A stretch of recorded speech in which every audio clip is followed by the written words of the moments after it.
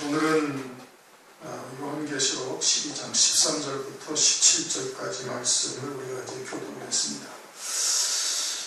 내용을 이제 단락으로 이렇게 나누다 보니까 오늘은 뭐 그렇게 크게 길지가 않지요. 12장은 해입은 여자와 해입은 여자들 금속대 교회를 통해서 환난 가운데 이루시는 구원을 쭉 이제 기록을 해 놓으신 겁니다.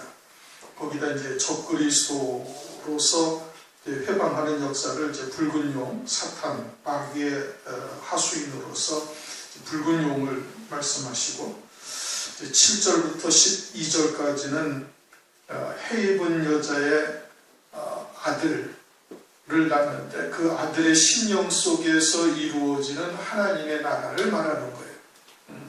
창세전에 사탄이 하늘에서 타락해서 떨어지는 것을 말하는 것이 아니고 해입은 여자가 낳은 아들 속에 이루어지는 하나님의 나라.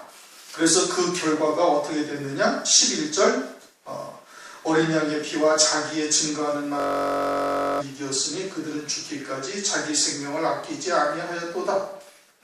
그와 같은 순교의 신앙으로 섰다라는 것을 말씀하고 있는 거예요. 순교의 신앙으로 딱 선 자들은 하늘과 하늘에 속한 자들이 되는 거예요. 하늘은 이미 이제 그와 같은 믿음으로 순교하여 이제 첫째 부활의 영광을 기다리고 있는 낙원에 있는 자들이고, 그 가운데 거하는 자들은 이와 같이 이미 믿음으로 그와 같은 순교의 신앙에 딱 서 있는 자들이 하늘과 그 가운데 있는 자들. 그들은 즐거워하라 이거예요. 그리고 땅과 바다는 땅에 속한 자, 바다에 속한 자, 땅과 같은 심령, 바다와 같은 심령, 즉 죄악을 물마시듯 하면서도 깨닫지 못하는 이와 같은 바다와 같은 자, 또 땅의 영광, 땅에 속한 것들을 신앙의 목적으로 삼고 오직 그것을 위해서 신앙생활을 하는 자들은 화가 있다. 왜? 마귀가 자기의 때가 얼마 못된 줄 안다. 이제 환난이 끝나고 나면은 마귀는 무적행에 갇히고, 그리고 1000년이 지난 후에 잠깐 풀려났다가 영원히 지옥불에 떨어질 것을 마귀도 알고 있는 거예요. 자기의 때를 다 안다 이거예요. 영물이니까 다 알죠. 그러니까 어떻게 아주 더 크게 분내어서 땅에게 이제 땅에 속한 자, 바다에 속한 자들의 심령 속에서 이제 역사를 하는 거예요. 거기서 역사를 하는 거예요.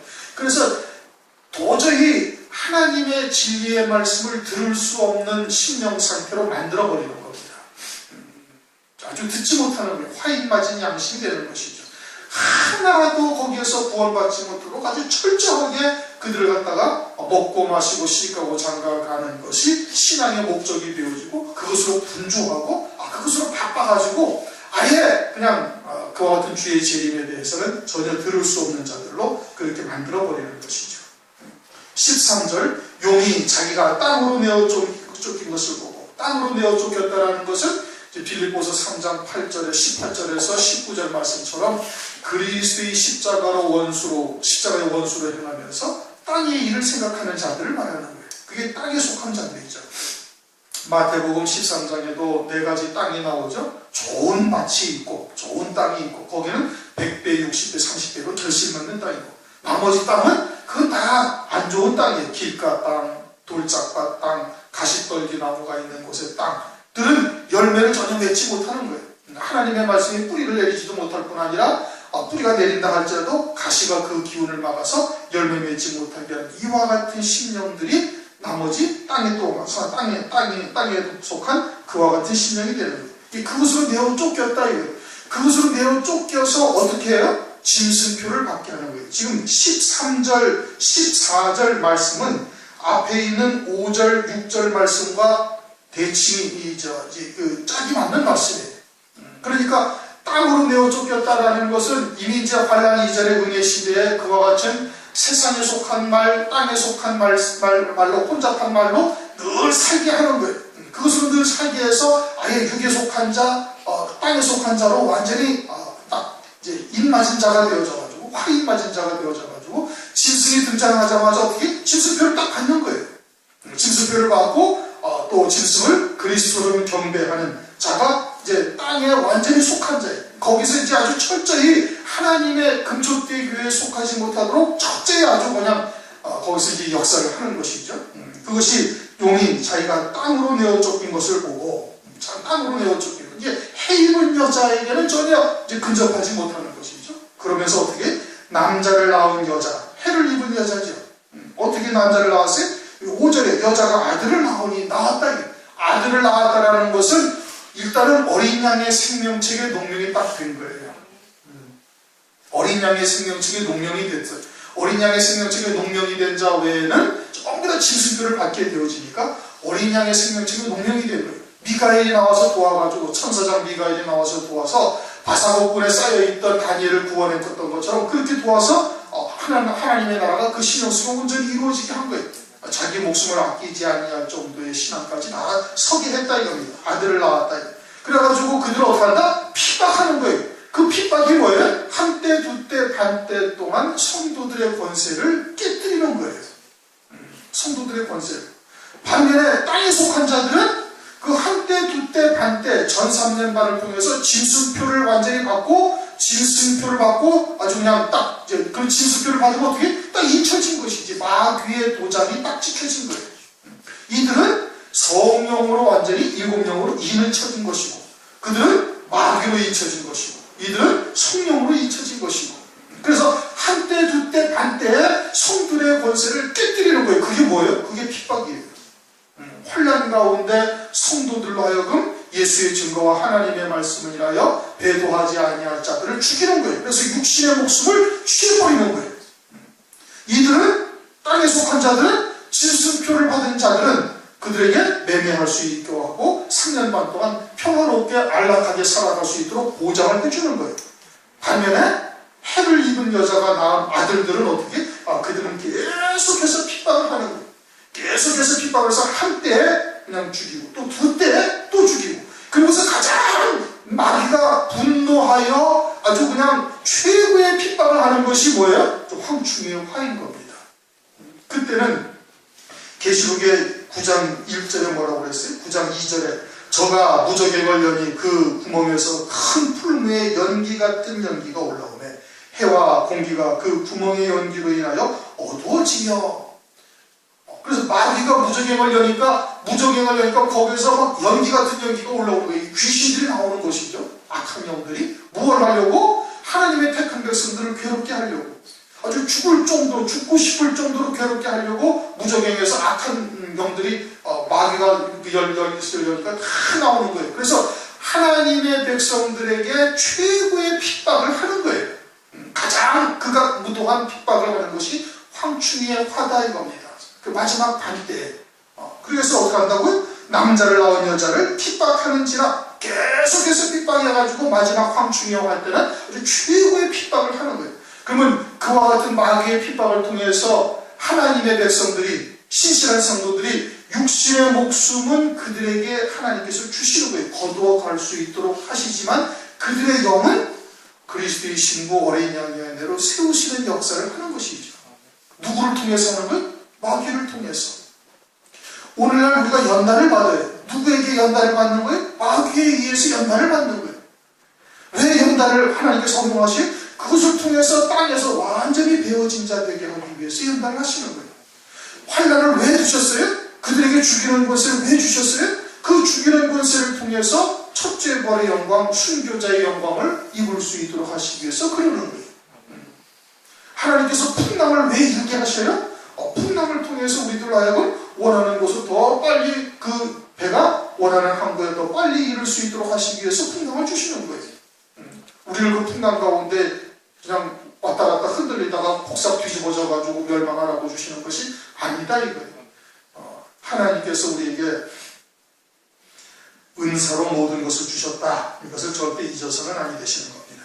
남자를 낳은 여자를 핍박하는지라. 한때, 두때, 반때 성도의 권세가 다 깨어지기까지니 그렇게 되면 이 모든 일이 끝나리라. 다니엘서 12장 7절에 그렇게 말씀하고 있죠. 그래서 제일 마지막에 순교하는 게 누굽니까? 14만 4천의 종들, 두 증인들이 순교하는 거예요. 그들에게는 하나님께서 철장 권세를 주셔서 아무도 그 예언하는 날 동안 그들을 건드리지 못하게 하시는 것이죠. 그리고 그들을 죽이려는 자들을 오히려 여러 가지 재앙으로 치신다. 그렇게 11장에 말씀을 하고 있습니다. 그래서 남자를 낳은 여자를 핍박하는지라. 이거는 해 입은 여자요 낳은 아들들을 핍박을 하는 것이요, 그것은 다니엘서 12장 7절 한때 두때 반때 동안에 성도들의 권세를 깨뜨리는 역사를 말하는 것이고, 그 가운데 두 증인은 제일 마지막까지 하나님께서 그들을 보장을 하셨다가 마지막에 순교를 하게 하시는 거예요. 그것이 13절의 말씀인 거예요. 그런 후에 14절, 그 여자가 큰 독수리의 두 날개를 받아 광야 자기 곳으로 날아가서, 이제 그런 다음에 그 여자가 누구예요? 해를 입은 여자. 이것을 이제 5절, 6절에서 이제 설명을 하고 있는 겁니다. 5절, 여자가 아들을 낳으니 이는 장차 철장으로 만국을 다스릴 남자라. 그 아이를 하나님 앞과 보좌 앞으로 올려가더라. 그렇게 올려간 후에, 순교한 후에 그 여자가 광야로 도망하며 거기서 1,260일 동안 저를 양육하기 위하여 하나님이 예비하신 곳이 있더라. 와 같은 일들이 이제 14절에 말씀하고 있는 거예요. 그 여자가 큰 독수리의 두 날개를 받아 광야 자기 곳으로 날아가서 거기서 뱀의 낯을 피하여 한 때와 두 때와 반 때를 양육받으며, 큰 독수리의 두 날개를 받아 광야 자기 곳으로 날아간다는 것은, 우리가 이제 요즘 출애굽기를 상고하고 있지 않습니까? 출애굽기 19장을 보면은 광야 자기 곳으로 날아간다는, 이 독수리가 날개를 얻어서 간다는 것을 무엇을 말하는 거 아니? 출애굽기 19장에 이 이스라엘 백성들을 애굽 땅에서 구원해 내신 역사를 독수리의 날개로 업어서 하나님께로 인도하셨다라고 말씀을 하고 있어요. 그리고 독수리의 두 날개로 업어서 인도하셨다는 것은 하나님의 주권적인 역사로 이루시는 것을 의미하고 있는 거예요. 이스라엘 백성들이 광야의 바로왕 밑에서 그런 세상의 제일 큰 권세를 가진 바로왕의 권세를 갖다가 아무것도 아닌 것처럼 하나님께서 그들을 갖다가 구원해 내시는 거예요. 하나님의 주권의 역사죠. 창조주가 되시니까 그와 같은 일은 별일이 아닌 것이에요. 그와 같이 적그리스도의 권세에서도 하나님께서 그들을 그렇게 구원해 내시는 역사를 독수리의 두 날개를 받아서 광야 자기 곳으로 날아갔다라고 말씀을 하고 있는 것이죠. 사도행전 8장을 보면 구스 땅 내시가 빌립이 하나님께서 거기서 빌립을 보내셔가지고 하나님께서 빌립으로 그를 세례를 주게 하신, 세례를 주고 난 다음에 빌립을 하나님께서 거기서 순식간에 옮기셔가지고 아도소라는 곳에 나타나가지고 거기서 하나님의 말씀을 증거하는 거예요. 그냥 소위 말하는 그냥 순간 이동을 딱 해버리게 하신 거예요, 하나님께서. 그런데 전능하신 하나님께서는 얼마든지 하나님의 백성들을 예비처럼 하나님이 예비하신 곳으로 옮기실 수가 있다 이겁니다. 하나님이 예비하신 곳이 사람들이 예비하는 곳이 아니라 하나님이 예비하신 곳. 12장 6절 끝부분에 그렇게 말씀하셨잖아요. 하나님의 예비하신 곳이 있더라. 사람들이 자기의 지혜로 볼리비아의 어느 산이다, 지리산이다, 또는 남미의 어디다라고 얘기하면서 거기에다가 큰 불을 파놓고 거기에다가 비상식량을 갖다가 비축을 해놓고 한다고 해서 되는 일이 아닌 거예요. 사람들이 아무리 가서 그렇게 해봐야 사람들의 지혜로는 마귀를 이길 수가 없는 것이거든요. 마귀한테 다 들통이 나는 거예요. 그런 곳이 아니다. 하나님이 예비하신 곳으로 하나님께서 그들을 아주 하나님의 권능으로 옮기실 것을 말씀을 하고 있는 겁니다. 그리고는 그곳을 광야라고 말씀을 하고 계세요. 광야, 거친 곳이죠. 거기 가서 호의호식하며 편안히 누워서 침대에서 누워있는 것처럼 그렇게 있는 곳이 아닌데, 마치 광야의 이스라엘 백성들을 갖다가 하나님께서 구름기둥과 불기둥으로 인도하셨던 것과 같은 어려움과 또는 고난의 같은 그와 같은 과정을 거치기는 하지만, 그러나 하나님의 절대 보호하심을 받는 곳이다 이겁니다. 하나님께서 절대 그들을 갖다가 양육을 하시는 것이죠.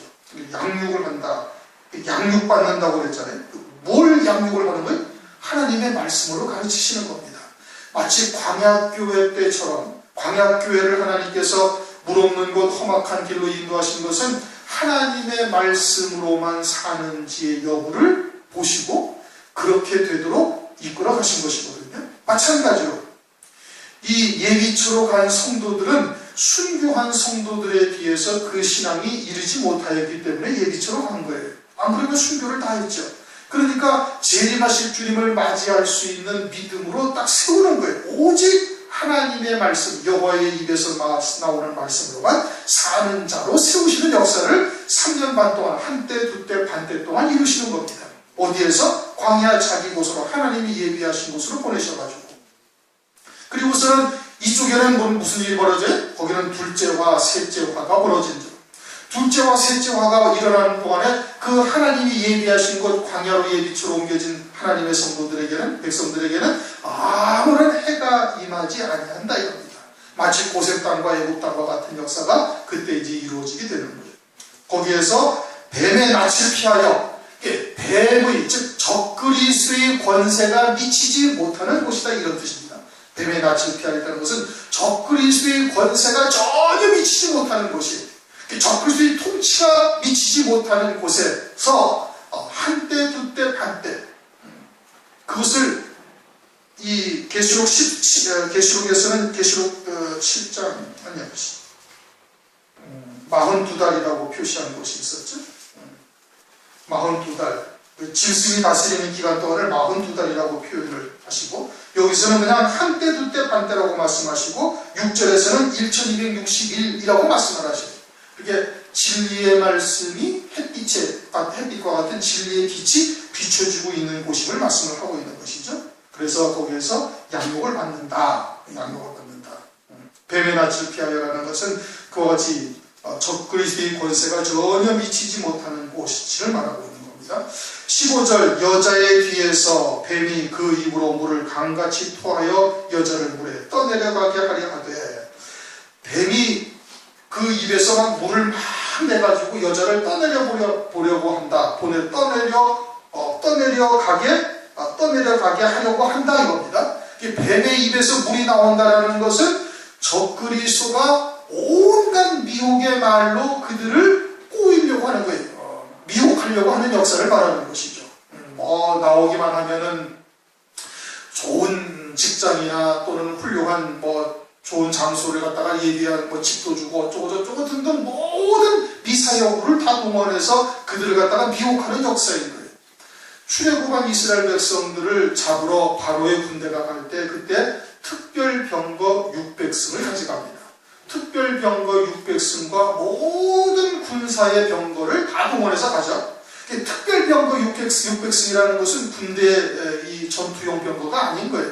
그것은 이스라엘 백성들의 족장들, 장로들, 지도자급들을 회유하기 위한 거예요. 너희들 다시 돌아오기만 하면 이 아주 호화스럽고 좋은 직장이 아니라 권세와 부귀와 영화를 너희들에게 안겨줄 테니까 다 돌아와라고 회유하는 특별병거 600승이 아주 아름답게 치장이 되어져 있고 온갖 보석이 박혀져 있는 그와 같은 특별병거 600승으로 그들을 미혹하지 않습니까? 똑같은 역사가 나타나는 거예요. 뱀의 입에서 나오는 물이라는 것은 그와 같은 물인 거예요. 너희들 돌아오기만 하면은 아주 좋은 직장과 또는 평생 살 수 있는 그와 같은 재물도 줄 것이고 집도 줄 것이고 기타 등등 너희들 갖다가 한 곳씩 다스릴 수 있는 그와 같은 왕으로 너희들을 다 앉혀주리라 하면서 이 예비처로 간 성도들 갖다가 미혹하는 역사를 말하는 것이죠. 그래서 여자의 뒤라는 것은 뒤로 돌이키게 하기 위하여 이런 뜻인 겁니다. 요 히브리어 팔라어 원어의 뜻이 뒤로 돌이키게 하기 위하여 라는 뜻이에요.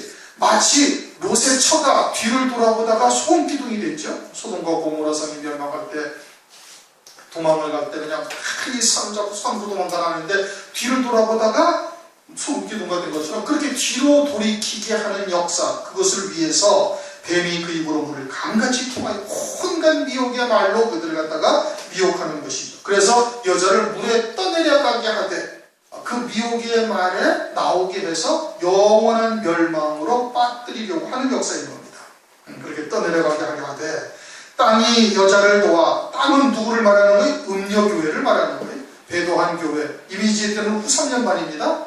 후 3년 만이고 음녀교회들이 땅이 여자를 도와 그 입을 벌려 용의 입에서 토한 강물을 삼키, 용이 온갖 미사역으로 너희들이 나오기만 하면 저 무슨 도곡동의 타워팰리스 같은 아주 기가 막힌 집들을 한 채씩 따줄 것이다. 족장들에게는 와 같은 이런 미혹의 말에 땅이 그것을 차지하는 거예요. 또 실제 짐승도 자기가 실제로 그와 같은 일을 한다는 것을 보여주기 위해서 실제 주는 거예요.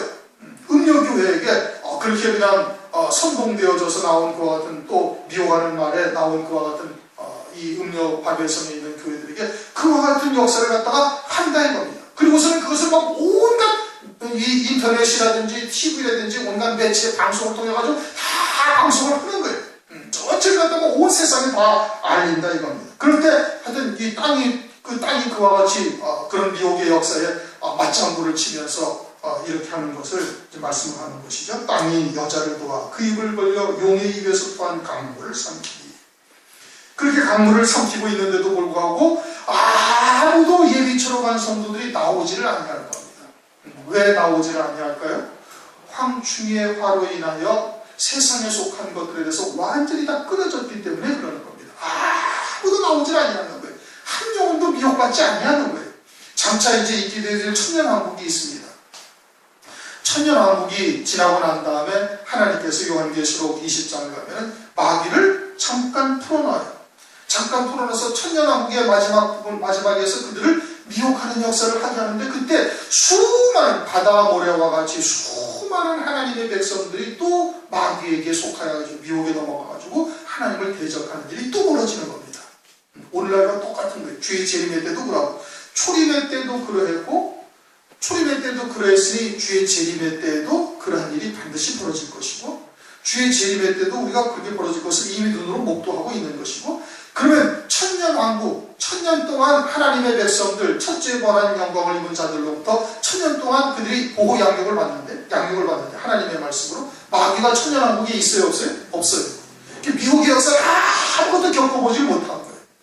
그러다가 천년왕국 끝 무렵에 마귀가 무적행에서 풀려나와가지고 천년왕국 백성들을 미혹하게 될 때 그들의 미혹이 넘어가야 한다고요? 넘어간다 이겁니다. 수없이 많은 바다 모래와 같은 많은 하나님의 백성들이 넘어가가지고 곡과 마곡의 전쟁이 또 벌어지게 되는 거예요. 그러나 예비처 성도들은 그런 미혹에 실족해야 하네? 절대 안 하는 겁니다. 왜? 황충의 화를 통해서 아주 철저히 세상에 속한 것, 육에 속한 것에 대한 미련을 다 끊어냈기 때문에 오직 하늘 소망으로 믿음으로 사는 자들이 되었다는 거예요. 그러니까 절대 나오지 아니하지. 나오지 아니하니까 용이 여자에게 분노해. 화가 머리 끝까지 치면 이렇게 좋은 것들을 갖다가 막 베풀어준다고 미혹하고 온갖 매스미디어로 그냥 방송을 하고 그랬는데도 아무도 그 미혹에 당하지 아니하니까, 예비처로 간 성들이 아무도 나오지 아니하니까, 그러니까 어떻게 화가 머리 끝까지 치미는 거예요.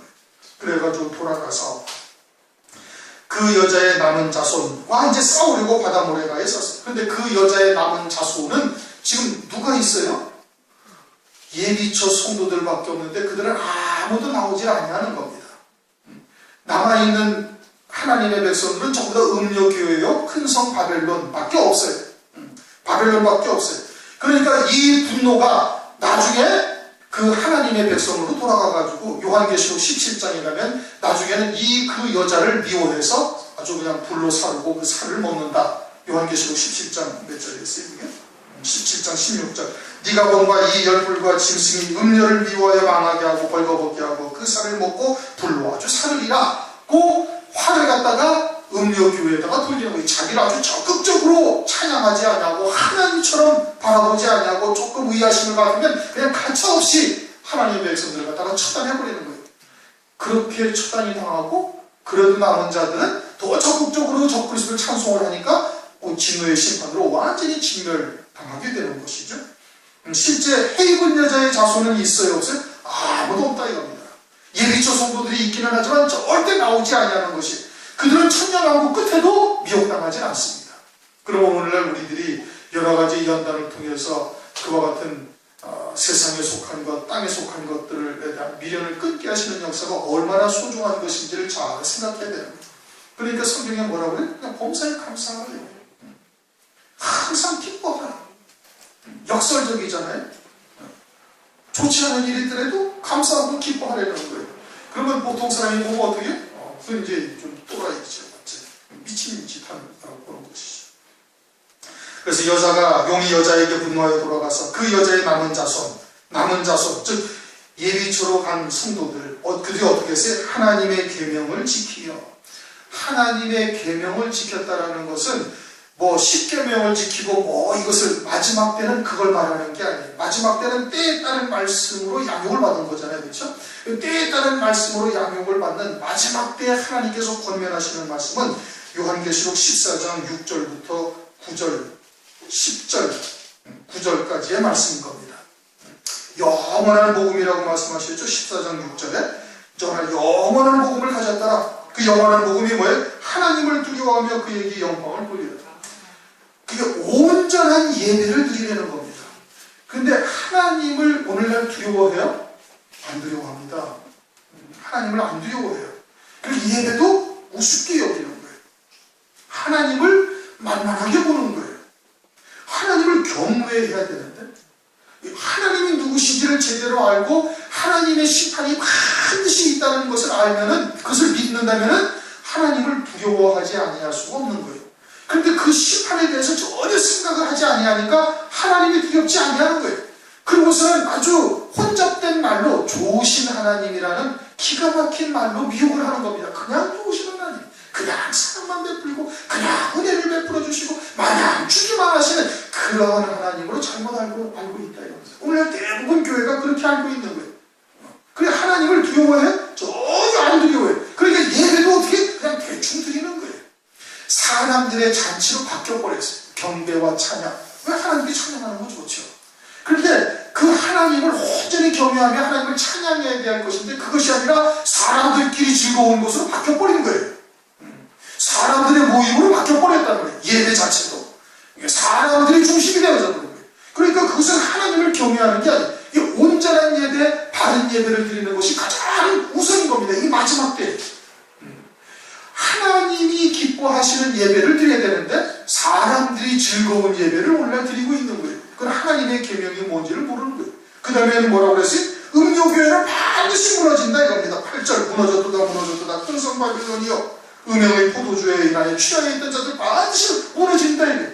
음행의 포도주라는 것은 오늘날 마지막 때 혼잡된 말씀으로 사는 거예요. 먹고 마시고 시집가고 장가가는 일로 있으면서 홍수가 나서 저희는 다 멸하기까지 깨닫지 못하고 그게 음행의 포도주인 거예요.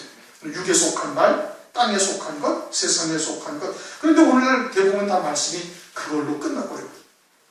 그 다음에는 9절 누구든지 짐승과 그 우상에게 경배하고 이마에나 손을 표를 받지 말라 이겁니다. 그러면 망한다 이게. 하나님의 진노의 심판을 받는다 이게. 그런데 짐승표가 뭔지를 오늘 압니까? 짐승이 무엇인지를 오늘 제대로 구별할 수 있습니까? 구별 못하는 거예요.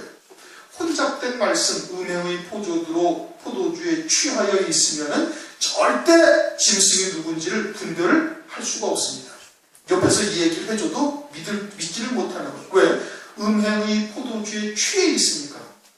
취한 사람이 이성적인 판단을 하나요? 술 취한 사람들이 그렇습니까? 못한단 말이에요. 갈지자로 걸어가면서 아무 데나 가서 소변 보고 차 밑에 신발 벗어놓고 차 밑구녕에 들어가서 거기서 잔다니까요.